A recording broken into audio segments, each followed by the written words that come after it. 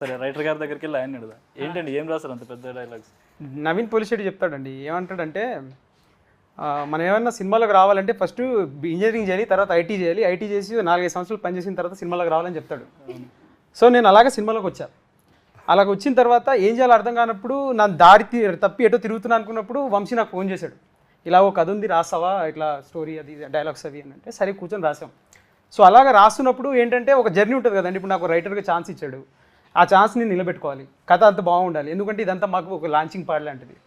నన్ను నమ్మి ఆయన నాకు వర్క్ ఇచ్చినప్పుడు అండ్ ఆయన మా డబ్బులు కూడా పెడుతున్నప్పుడు నాకు ఎంతో కొంత రెస్పాన్సిబిలిటీ ఉంటుంది, ఏదో కొత్తదనమో లేకపోతే ఏదో మంచి విషయం చెప్పాలని చెప్పేసి. ఆ బాధ్యత నుండి వచ్చిన పెద్ద పదాలే తప్పితే నేను ఏదో పని కట్టుకొని రాసిన పెద్ద పదాలే లేవు ఇక్కడ. రెండోది, పదాలు పెద్దవి చిన్నవి అనేది ఇప్పుడు యాక్ట్రెస్గా ఆవిడ చెప్తుంది, కానీ దాని భావం ఇంపార్టెంట్.